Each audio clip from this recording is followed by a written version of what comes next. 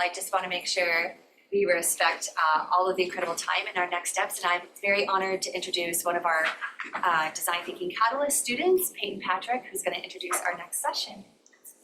Hi everybody, good morning. My name is Peyton Patrick. I'm the manager here at the center. This is my first Forge ever, so I'm so excited to be here with you guys.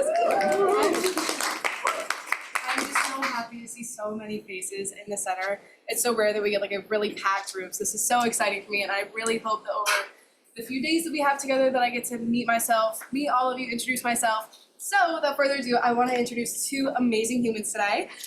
First, I would like to introduce Victor Udoewa, who is a current service design lead at the CDC, serving the public through his work with federal government policies. He's also a senior fellow of the International Computer Science Institute.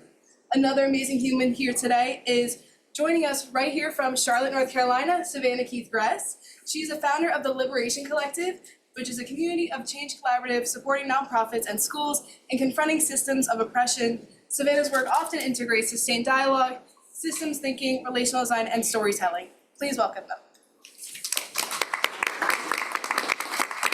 I'm not supposed to stand in front of this, right? This is a camera? It's not on right now. It's not on? Okay, cool. Because I don't want to block Savannah.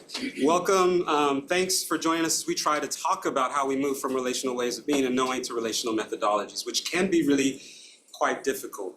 So as we talk about this, just to add on to what was said, I do service design, systemic work in terms of health equity, but I also, through my own organization, Justice by Design, do things in communities. Savannah, did you want to add anything to that? You're feeling good? Okay, cool. So we're going to start out with talking a little bit about who we are, then we'll talk about a challenge, and then to address that challenge, we'll give you this tree analogy, and then we're going to actually practice that and then have a discussion about that.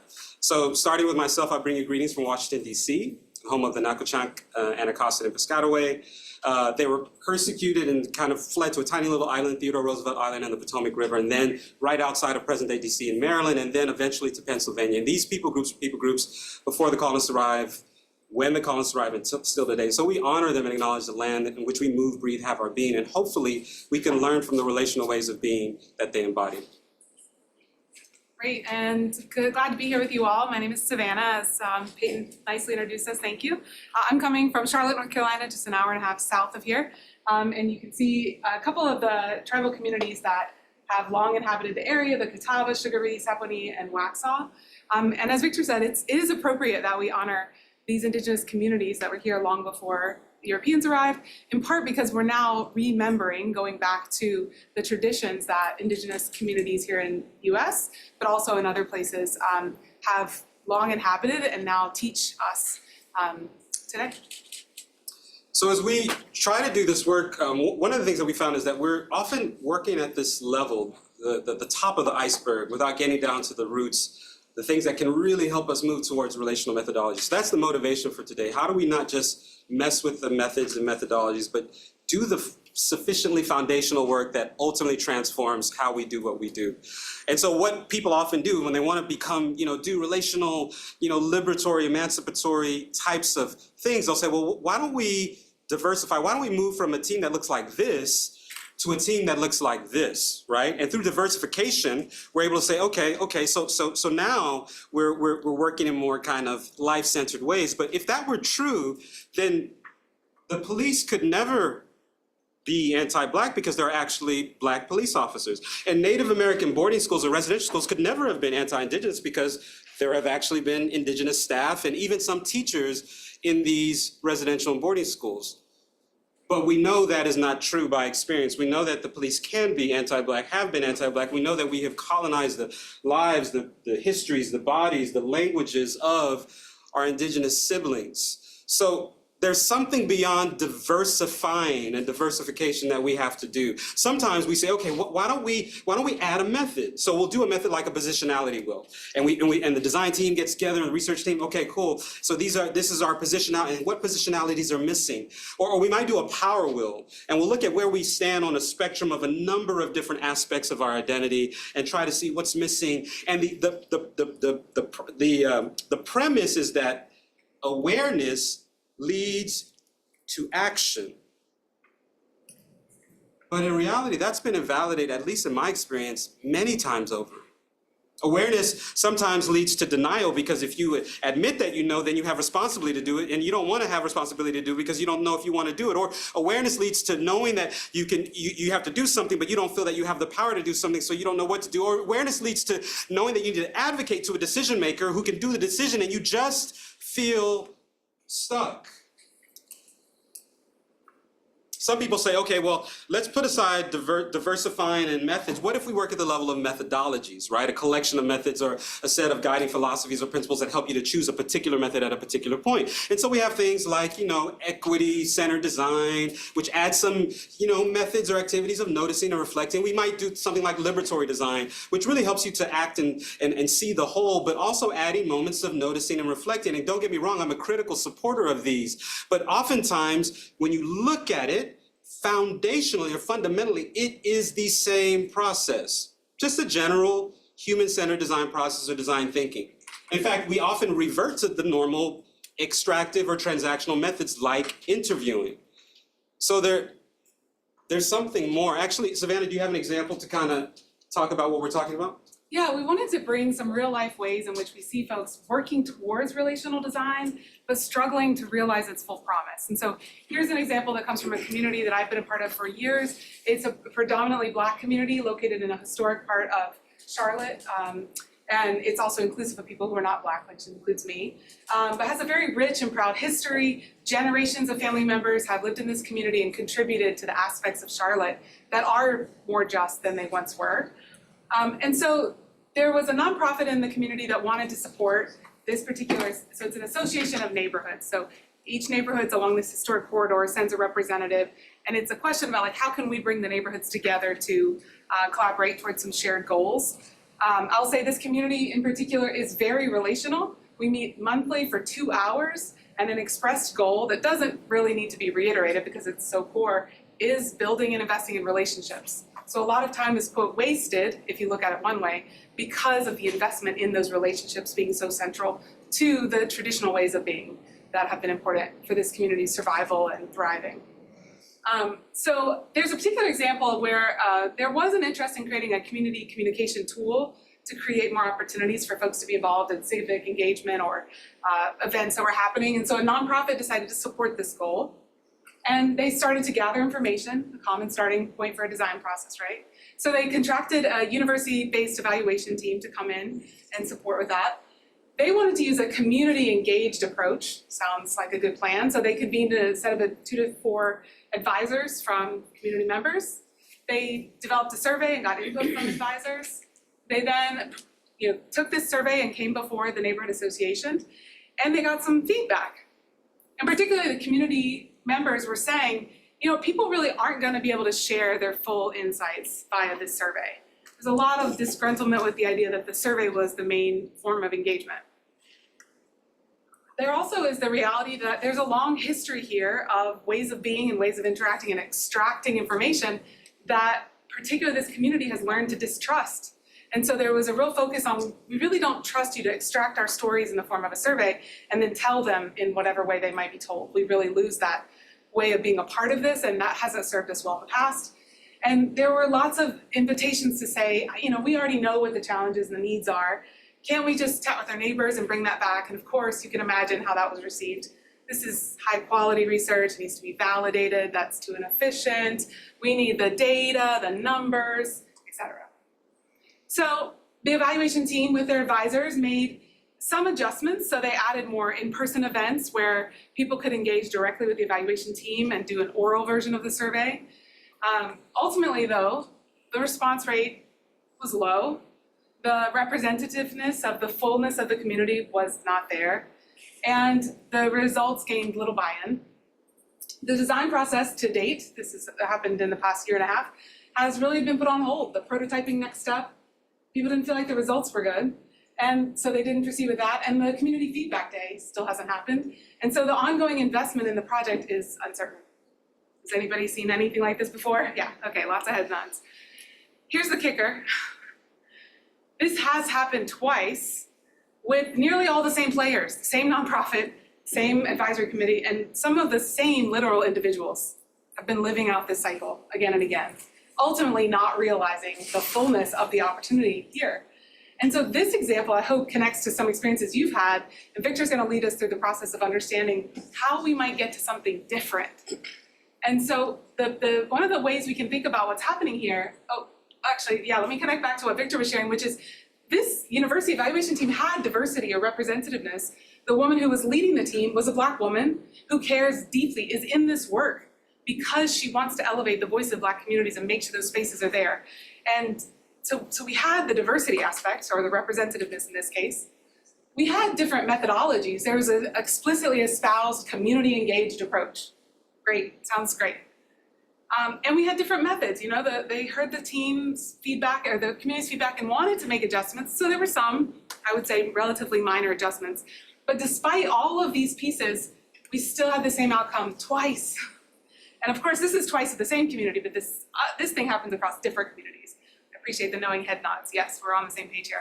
And so we would submit that what is happening here is that we're taking these colonial ways of being, extractivist ways of knowing that knowledge is separate and has to be taken out in order to be used and valued.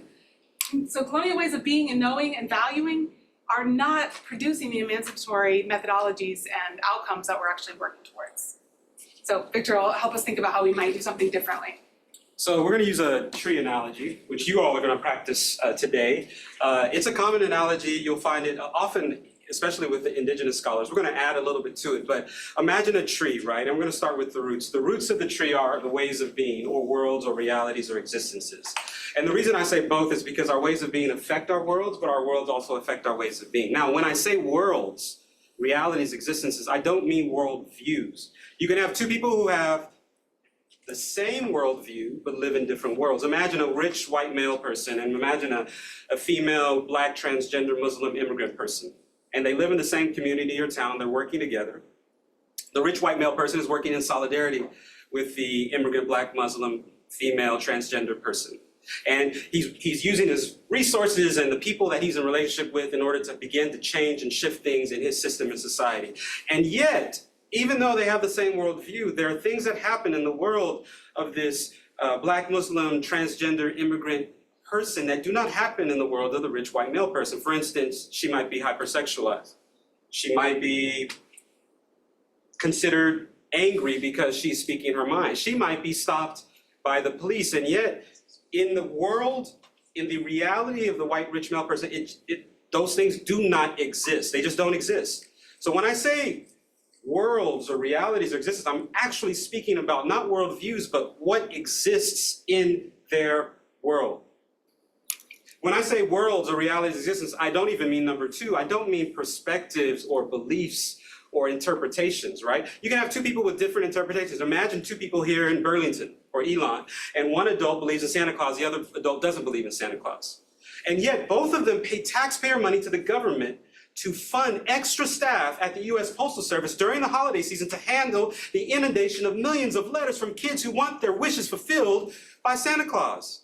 Both of them might take kids or friends or nieces, nibblings, nephews to the mall to take pictures with Santa Claus. Both of them might help Santa Claus by buying gifts for people who would otherwise not get many or any gifts. So we would say in this case that Santa Claus, whether or not Santa Claus exists, that doesn't matter. Santa Claus insists, is a part of the structure of reality. And so that's what we're talking about. When we talk about ways of being, this is very important because you're going to do this activity later. Ways of being, worlds, realities, existences. Our ways of beings affect our worlds and our worlds affect our ways of being. And these are the roots. And out of the roots or ways of being come our ways of knowing, or the trunk of the tree. And out of the trunk of tree comes the branches of the tree, our ways of doing, or what we might call methodologies. And out of the methodologies or ways of doing come our doings, our actions, our activities, our methods, or the leaves of the tree. And we're going to add to this by thinking of the nutrients of the sap coming up from the ground through the trunk and to the branches and to the leaves as our system of values or our ways of valuing.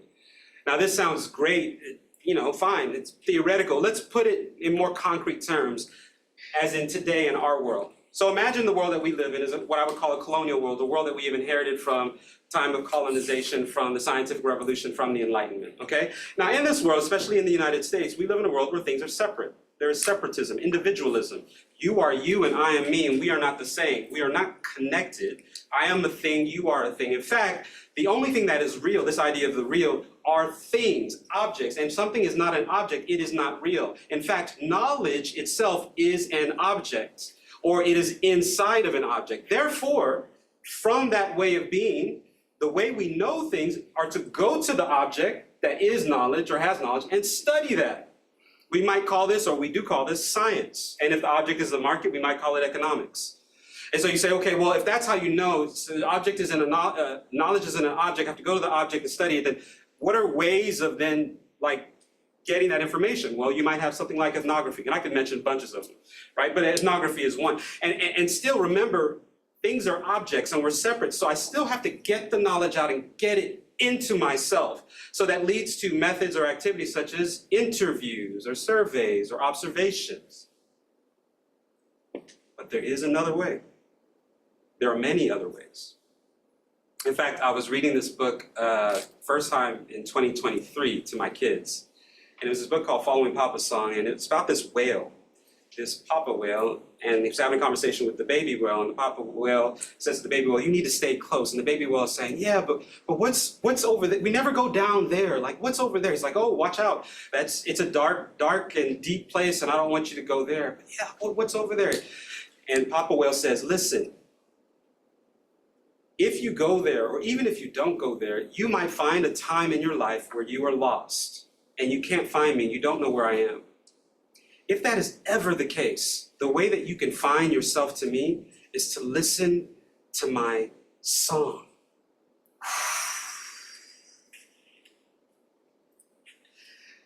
I'm a young boy. Every night my mother sits me down in bed, putting me to bed. She tells me the same story. Ifyok and Inibyong, two children who live in what we call the bush. And their mother has to go out, whether for food or for firewood or to work. And she says, listen, while I'm out, don't open the door for anyone. And Inibyong says, but Mama, how do we know if it's you at the door? She says, listen, you'll know it's me when you hear my song. Idara eyedi kusiere idara eyedi idara eyedi kusiere. And they said, okay, so now we know it. I have lived in this country for many years. I've lived in other countries as well, but I had never encountered any space or place that had the same way of being of my people. I'm from the Ibibio people, that first people group to move into what is presently known as Nigeria. And I found it, interestingly, in a book about whales. And you see, if you were to come to the area in which my people are in Nigeria, you would notice that songs are embedded into the very fabric of being. Every story, just like the one I began to tell you, has a song. We don't have stories without songs. We have songs about washing the dishes. We have songs about the moon coming up. We have songs about the sun coming up. We have songs about everything. And therefore, songs become a way of knowing. Why? Because I can tell you the time of day is by what song people are singing in the village, even if I have my eyes closed or I'm not outside. I can tell you people's disposition by the songs that they sing. And therefore, that leads to song identification as a way of doing, and then song singing and listening. But wait a minute, Victor, that's great, but it's just content and melody. No, I'm speaking of something relational, because I didn't tell you the whole story, but there was a wolf that was listening. It's kind of similar to Hansel and Gretel. And the wolf is like trying to get into that house, and the wolf is trying, but the kids aren't opening the door. So finally the wolf says, okay, I need to listen to what's happening before they leave. And he listens to the song, so he learns a song. Now he goes to the door and he's singing the song, hoping that this time he'll get in, but still there's something, it's not just the words and the melody, it's something about when the mother sings it in the mother's voice, and the way that singing resonates in the heart and bodies of the children that lets them open up. In other words, it is a relational methodology. And so that's what we're looking for. Savannah, you want to give an example from your... Yeah, so Victor shared a bit about where he's from. I'm from Mississippi. Particularly my people are from like North Mississippi, North Alabama, which is kind of a large relational community. And when I think about the ways of knowing that exist in my upbringing, they're actually quite different than the ways of knowing that I access in different spaces. So our ways of being are characterized by interdependence, because our world, in my particular family, is characterized by economic insecurity. and understanding and having seen over generations that when someone falls on hard times for any reason, what's there to catch people is family and friends and connections. And so interdependence is essential to survival and existing. And because of that, the ways in which we know things through one another in relationship here is by doing things with each other. So having shared experiences, spending time, like hauling peas on the back porch, doing what I affectionately call porch sitting, which I used to think was a waste of time, because I couldn't see what was happening. But what was happening was we were affirming our interdependence and sharing ways of knowing. I was telling Victor that I can feel this in particular because if you ask about someone who's not been around lately, someone says, oh, how's so-and-so doing? They'll say, I don't know, we haven't seen them in a while. They're like, don't you talk to them? But what they're referencing is we haven't spent time together in a while. So I don't know how they're doing because I know how they're doing by how we are together and how we work together and support one another. And so one of the methodologies is spending time together. That is how knowledge is transmitted. I have voice recordings of sitting on the porch and hear my mother and aunt talking about sitting up with the dead, which was a tradition that was long held, not so much anymore, but this is all passed through knowing, doing. My uncle, I've asked him many times to explain the things he does with cast iron, to clean cast iron pots, but he won't explain it. There is no explaining, there's no writing down, making a YouTube video. He just says, come and let me show you. Like, come on, I have to show you how to do it. That's through our time together that we share knowledge rooted in our interdependence. And one of the many methods is recounting old stories, stories about the good times and the bad, the shared experiences, and as I said with my uncle, showing. That's how knowledge is passed down in our community. A lot of my work, as I mentioned before, is in sustained dialogue. And this is a method that comes from a methodology of strengthening relationships. This is what Victor and I talked about last year, that a primary way in which we can get knowledge to flow more fully in communities, especially where it's not flowing. So my work is often in schools that are diverse along lines of racial identity, ethnic identity, socioeconomic status. We find knowledge is not flowing.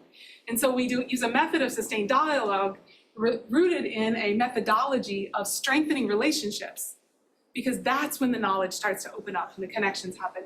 And that's because we can know by being in relationship that information can connect to one another. We can make more meaning of it by being in relationship, and it comes from an ontology that is inherently relational. I hope these other examples start your thinking about ways of being that exist in your life, whether now or in different spaces. So, one of the things that might be confusing is that we use words, but we mean them in different ways. So we say knowledge, but there are so many kinds of knowledge. And oftentimes we usually mean mainstream institutional knowledge.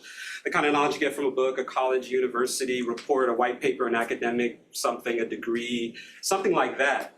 But we don't consider other kinds of knowledge: lived, experiential, embodied, relational, community, spiritual, aesthetic, energetic, intuitive. I could go on and on and on. There are so many kinds. And research justice says that all of these knowledges are equal. This is not to denigrate mainstream institutional knowledge, but to valorize and lift up all of these other kinds of knowledges. And when we realize that, it then begins to redefine. Remember, things are defined in context. Our understanding of what is research, what is design, what is trauma even. Research then, for instance, can move from a definition of an investigation to a pluriverse of definitions. It can move from a purpose of an investigation to reach a fact, or establish a fact, or reach a conclusion, to a pluriverse of purposes. And so that's why you can find people who actually can use music, for instance. These Marshallese people are using music as a methodology in what they're doing. Right? You can keep going to the next slide. As a methodology for what they're doing, because music is a part of their ways of being, right? There are people that I know that they do research through pilgrimages, sojourns, wailing circles, talking circles, learning circles, etc. This is not to, it doesn't follow the kind of methodologies that we might use in the West or in a university. We could even look at practices. You might say, well, Victor, I'm not over in those places. I'm in the United States. Well, let's look at some things that happen in the United States. For instance, the practice of quarantena, right? So 40 days after a woman gives birth, or a person who's having a baby gives birth, they are pampered. They do nothing other than eat and breastfeed. And what happens, this practice that some people have continued and brought into the United States, they have lower incidences of postpartum depression. We have multi-generational family living. I live in one of those kinds of homes. Or multi-family living, where all of a sudden you can have food on the table even though you're working all the time. You can save money to get a house that you couldn't get otherwise by yourself, or save money for maybe university studies. We have monthly or weekly rice meal services in some communities. Where I grew up, in the Vietnamese community had this, where now you can get actually nutritious meals even though you might be working too much. And we have even stoop culture that some people have brought over, where they have lower incidences of negative health conditions such as asthma, because they have this culture where they're exposed and outside to some of these things that irritate and cause asthma. These are practices that people developed without trying to go through Western design methodologies that come from their ways of being. I even have a friend who uses masquerade. It's a West African, especially Nigeria, cultural practice. She uses it as a design methodology at the British Museum. She works at the British Museum. I'm trying to think of another example. I work on this project in North Carolina. It's an intergenerational racialized trauma project. And this is the community. They said, look, in our world, we don't use a clinical psychopathological definition of trauma. For us, trauma is political, it's social, it's cultural, it's cumulative, it's slow, it's insidious, it is systemic. And so they use a systems approach to dealing with trauma as opposed to a therapy or therapeutic-based approach to dealing with trauma. And they built this map, they did their research, and now we're working on interventions that come out of that map. So all of this is taking us back to this tree analogy that we're about to do an exercise on. You can go to the next slide, and I want you to think about how we do this. Now I'm going to give you a few examples so that you're ready, because you're going to take a way of being and then say one way of knowing that comes from that, and one methodology or way of doing that comes from that, and one activity or doing or action or method that comes from that. So let's give a few examples. Going back to my song example, you saw that song is a way of being in my people group, and so you can know things through songs like time of day, disposition, etc. So then identifying a song or song identification is a methodology, and then hearing and listening, that resonance was in that story. We could go to other examples as well, like Savannah was talking about in terms of worlds of relationships. So instead of thinking of a flower, for instance, as a thing, I grew up knowing that a flower was a thing, and in part of my world, but in my Vibio culture, it's not a thing, it's a relationship, right? It's a relationship between soil, nutrients, air, water, sunlight. That if you take any of those components out, the flower doesn't exist. It does not pre-exist the web of relationships as we think of networks. It actually is a relationship. And I'm not even talking about, it can be in relationship with other things, but it is itself a relationship. And so the only way you can know things is by being in relationship, because that's where knowledge emerges. As opposed to knowledge being an object, for us, knowledge is a relationship. So we have to be in relationship. And so we do things like relationship strengthening and dialogue. We did this workshop once. We had a gentleman that was giving us examples like, okay, cool. Service is my way of being. And so way of knowing is to serve, and then the methodology is we serve, and then serving is a method. And so this is not the example of what we want, because the question that we're trying to ask you to think of is, think of something that is so fundamentally embedded in the structure of reality that it's wherever you go. So yes, he does serve, but he was thinking more of like Rotary Club, Lions Club, Kiwani's group, but it wasn't necessarily embedded into everything, right? So you can always ask yourself, okay, if this is true for my people group, or maybe it's for my city or my country, I should be able to go to different places and still see this embedded. So let's give an example. For instance, let me go back first to an indigenous example. For some people groups in my people group, there's sentience beyond humans, right? Plants have it, trees have it. Because of that, one of the ways we know is to be in relationship with these things that in the Western world we call inanimate. Or non-sentient, right?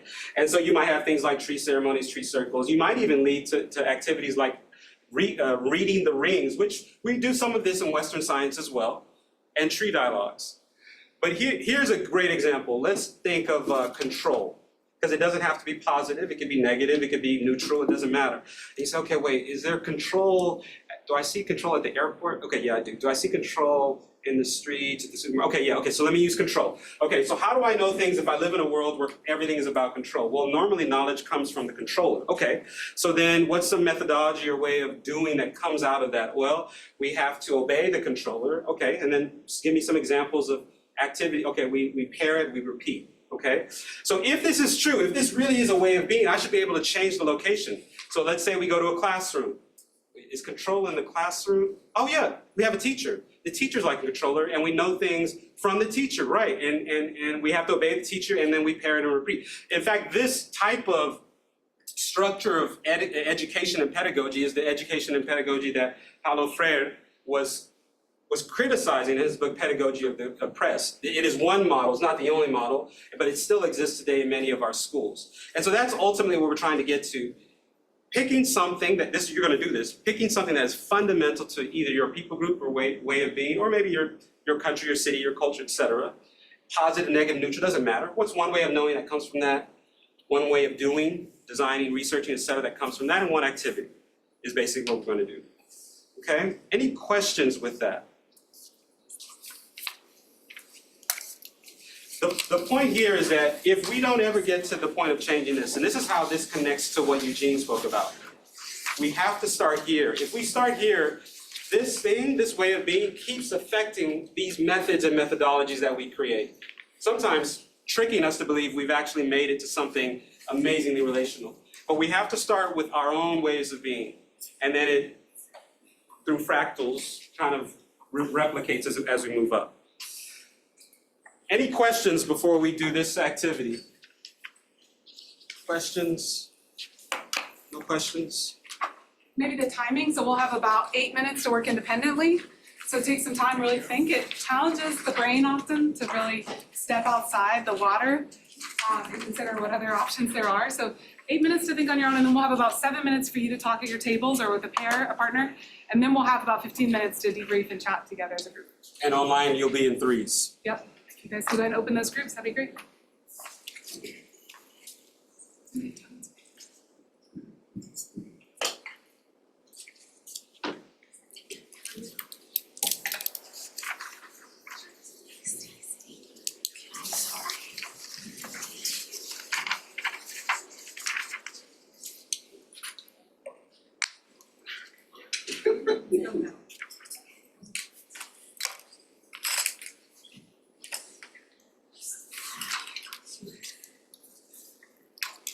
Thank you.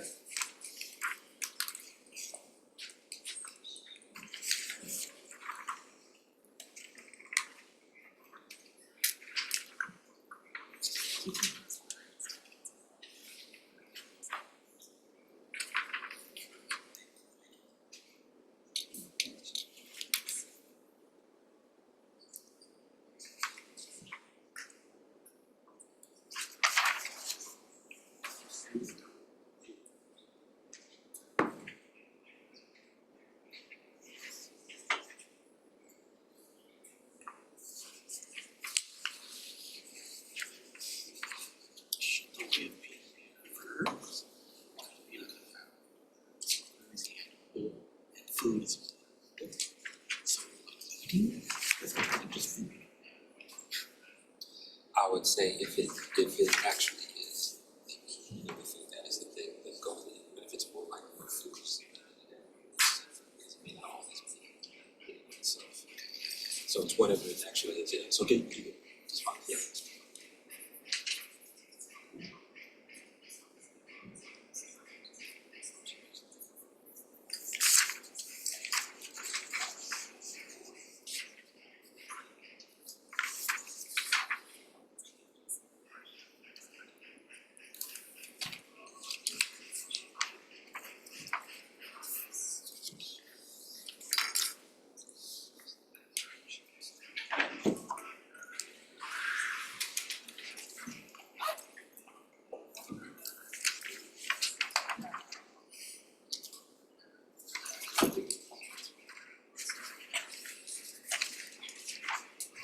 I could have used 6 instead of parenting. I think she's at 14.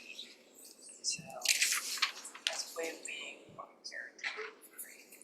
A way of knowing is that the parent knows and corrects. A way of doing is that the child follows the parent's instruction, and then doing our activities compliance, right? It's not resisting. It's very simple.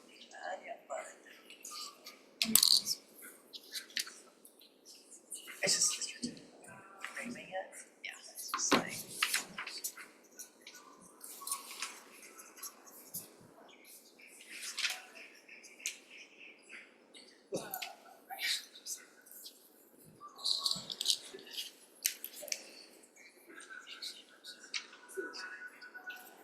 things we do is like independence, right? Self-sufficient. It really comes from self. Native to it.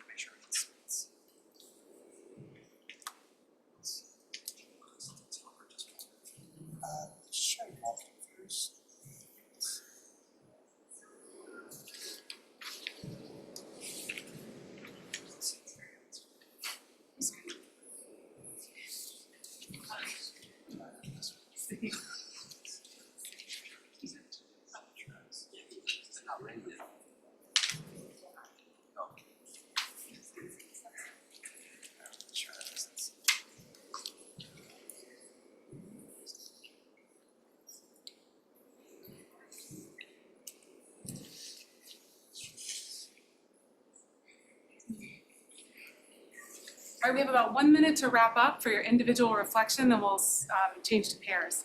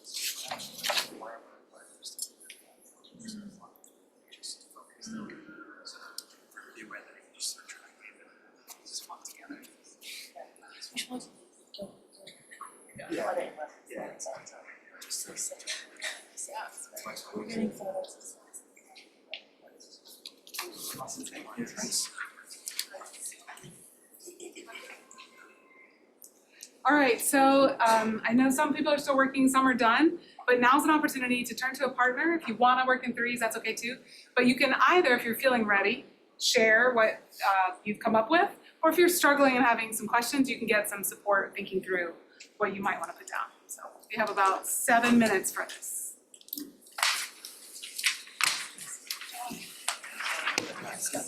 It might be a busy one. It's a real, like, really big also. I guess write some more details. Sure, cuisine, I'm immediately attracted to that. Okay, so yeah, I was trying to think of something. It's kind of hard. I'm using cuisine because I'm always. No, I'm just saying, like, you know, I was using the iPhone, I'm Stacy, by the way. Oh, yeah. So, No, it's really important.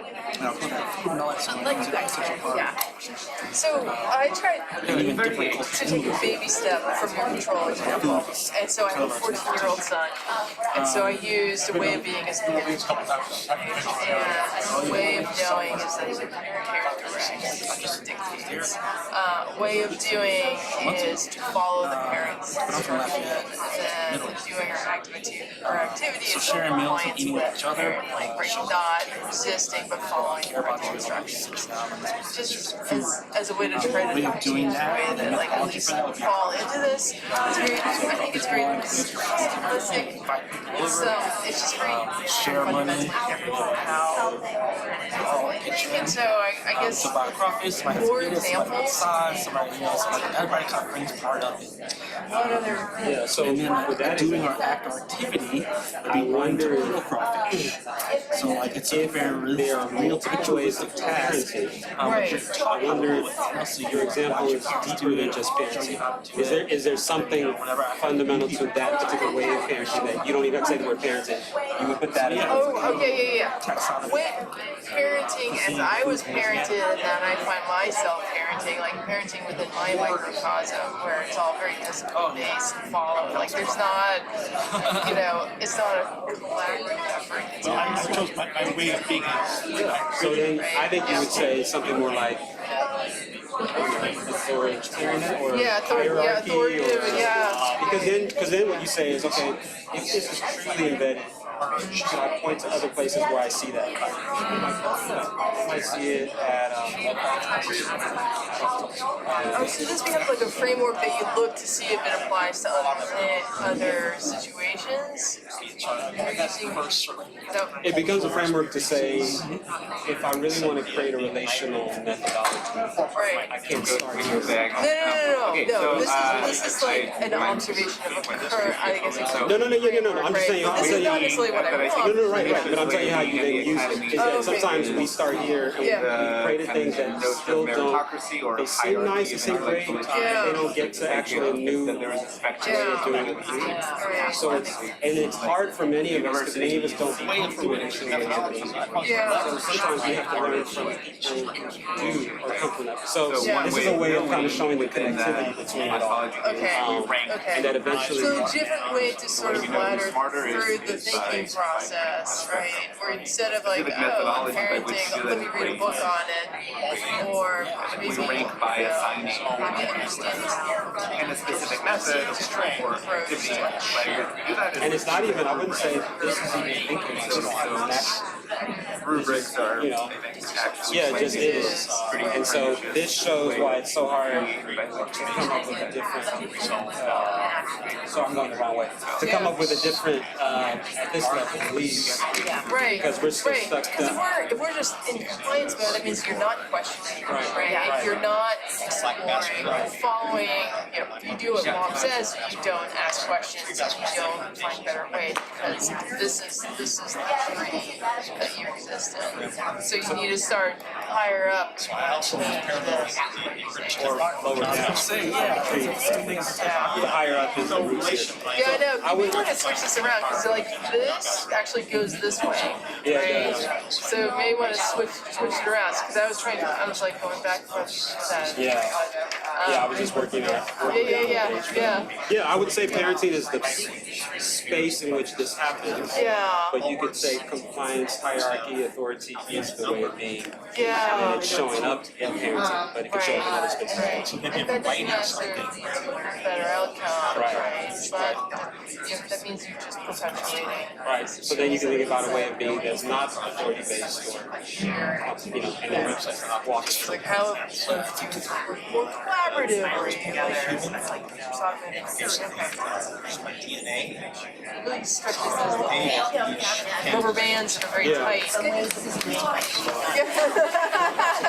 But the goal then is that if I do think of a different way of being, that I don't just say, I'm going to do the same methodology. This is what happens all the time when we do the workshop. Oh, cool, I'm just going to do a little chit-chat before I do my interview. Or I'm going to be nicer when I interview. And so we're saying, no, actually completely transformational different methods come out of when you go from a different way of being. Not the same method, but in a nicer way. Yeah. like conceptualize. Yeah, kids are fortunate. All right, I'm gonna go around the group. So, Yeah, that's great, thank you. What you got? So anyway, man, he's been a good genealogist. One more minute, everybody. 1 minute. Western is doing Surprise. another device. So I was like, great, I'll use one of their tools. I think this is probably not in fact starting here, but like starting here, going up like out onto the branch instead of starting here. But the ways of being, I said research, but I think it's probably like way off the way we have conversations. The ways of knowing data and the facts and the statistical great. It's kind of epistemology then. Yeah. So, and I guess that's these are programs for that video page, like it's about epistemologies, right? How do you know? And so what is your, how do you anything that like is it that you're observing it or that you're creating it or that okay, we are back. Okay, coming back.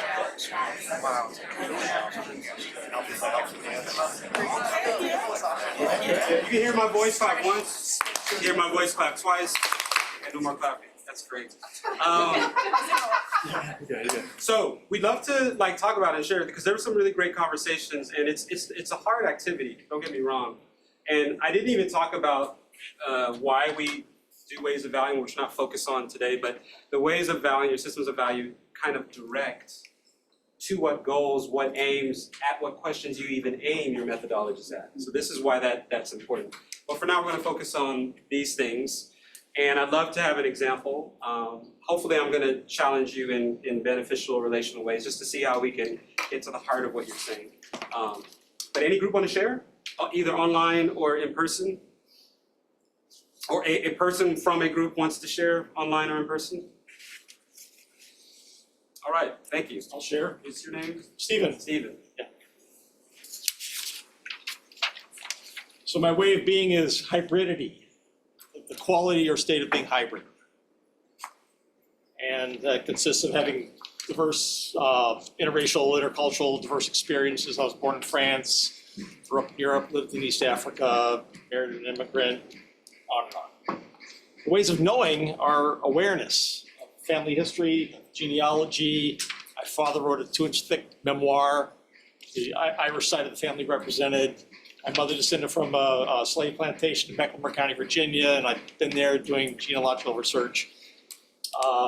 The way of doing and leveraging this state of hybridity as a strength, telling the story, revealing the past, talking about complexity in family and in one's history. And then specific ways of doing things or activity, I create works about this. So I'm an artist bookmaker, I'm a graphic designer, of course, through professional, but I do creative works based on this sort of identity, past stories, and these things are collected and exhibited nationally. So. Thank you. Any questions or comments for Stephen? Yes. For Stephen?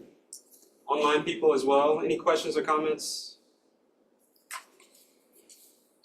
How your way of being has changed over the exposure you got from interacting with different cultures and regions of your life in US, South Africa, France, etc. Yeah. Wow, this is gonna take up all day to answer this question, you know. Yeah, I don't know, I just think having a sense of awareness and the sort of tools of communicating that awareness to others. So as a creative practitioner, making things that tell the story and put it out there, you know, as objects, as experiences, as artifacts.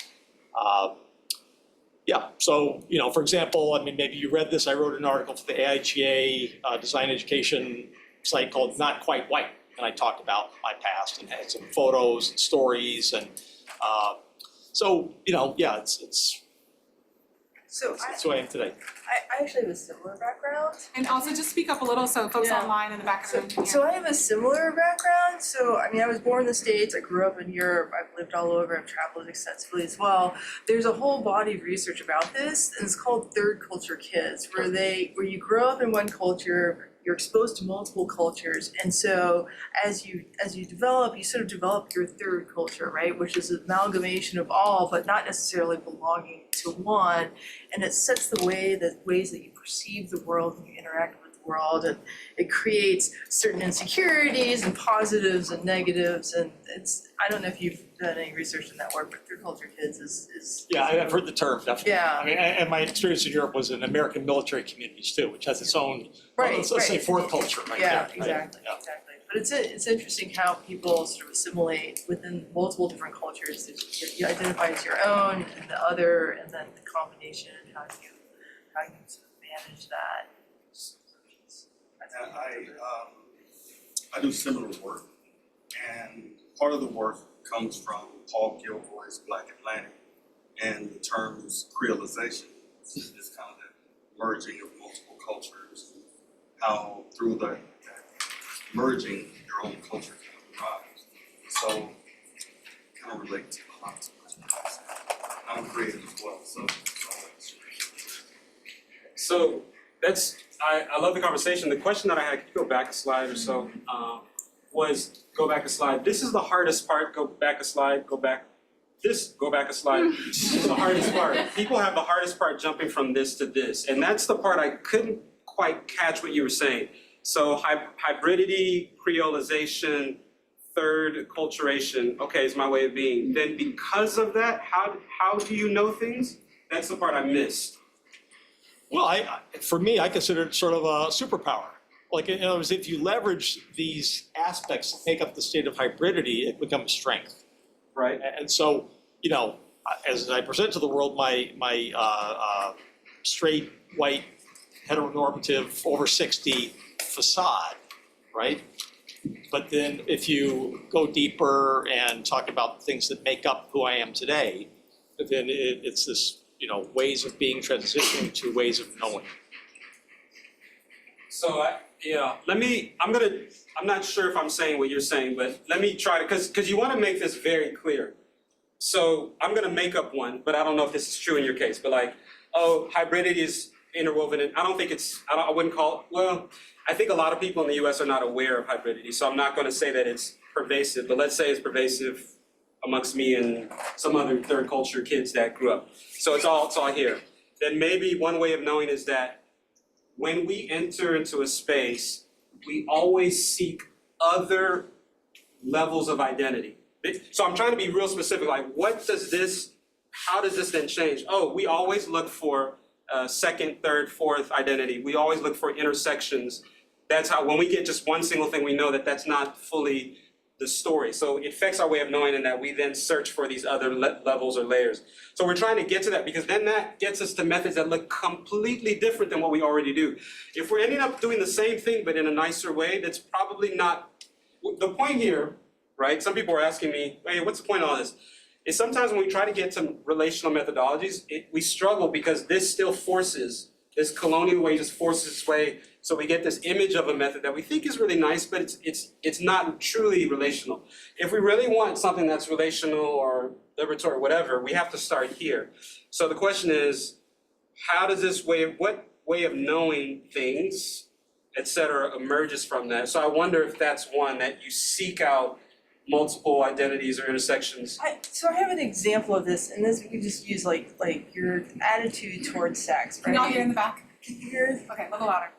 So attitudes towards sex. In the United States, we come from a very Puritan or origin culture. Sex, body, everything are sources of embarrassment. If you grow up overseas and you've been exposed to different cultures that have very, very different perceptions of that, you come into spaces with a much broader perspective where you don't have these societal constraints on how you approach and view other things, and so you observe and you interact with other people in a very different way, even though you look like something that would be conservative, you're not necessarily gonna have that framework. So I think it's just a more expansive So can I, approach.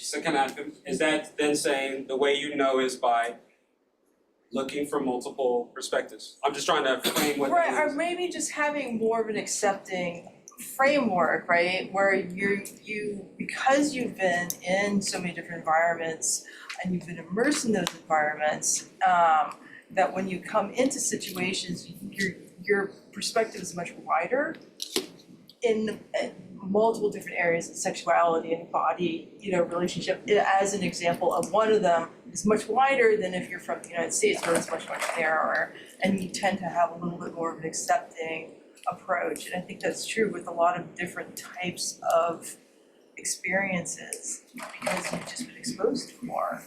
Okay. I want to also can offer one additional way of thinking about it is actually that you're just more adept at seeing. This is the idea of like pluriversal, which Victor is way more qualified to talk about, but you're maybe more adept then at seeing different ontologies, different ways of knowing and on up, rather than there being an additional one built on top of it, but there's just a fluidity with it because of experience. Here's your additional slides that kind of get at this, that there are many different, not just one world, but lots of them. And so having lived on different ones, you can see the contours of them and move in and out of them more easily. Right. It's another idea. Is there time check? With 4 minutes left. I wanted to get an example from someone online, Great. if they had one. If anybody online wants to pop in, however one does that, love to hear from you. Okay, Michelle, wonderful. Oh, okay. So I was with Missy, so Missy and I can both talk. So I thought of my way of being as sensorial and use my childhood experience that reflects to this day of growing up on a barrier island and collecting seashells and pebbles always along the beach, and how I still do that no matter where I go and travel to other countries, and also travel throughout the United States, because I think about the sounds, the smells, the tastes of the ocean, seeing and touch and seeing as an experience, and the grounding of walking along the earth, whether it's fine sand or like grainy, pebbly sand. So I'm gonna let Missy talk because both of our experiences reflected me. Yeah, thanks, Michelle. Yeah, I'm a volunteer gardener at my local public park, and so I definitely was having a little bit of like, so I'm happy to hear feedback here of like if this really got down to a way of being, but just thinking about being like a steward in the park of also the plant's health, and that coming out and being more attuned to the rhythms and the needs of the plants in the park, or just like plants in general when I go to places, and kind of having a curiosity and awareness of that. And I don't know if this comes out to a method, but like something I noticed in the fall was we had a huge drought in New York City. And there was like people that I'd be talking to that just had no awareness that we had a drought going on. And part of that knowledge for me came from being a gardener, like taking care of plants constantly. And I was just like, how do you know that, or how have you not realized that we haven't had rain in a full month? Okay, thank you, Missy, Michelle. Any questions or comments for Missy or Michelle, either online or in person?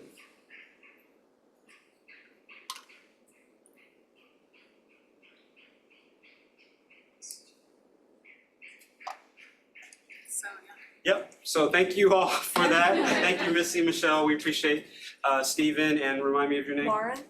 Lauren? Lauren. And thank you all. Feel free to continue the conversation and share as we go throughout the 2 days here, and What are the other slides? they're just in the appendix. Another presentation. Yeah. And maybe our kind of call to action is when you're doing work that's at the leaf level, right, at the method level, ask yourself, like, what is the methodology that you're drawing from? And does that methodology, can you really, what ontology is that drawing from?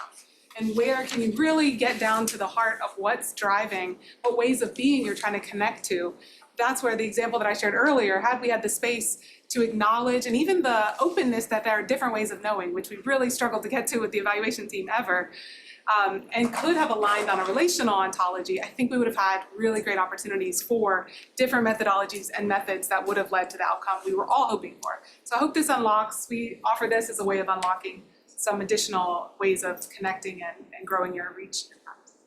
Thank you. Thanks, everyone.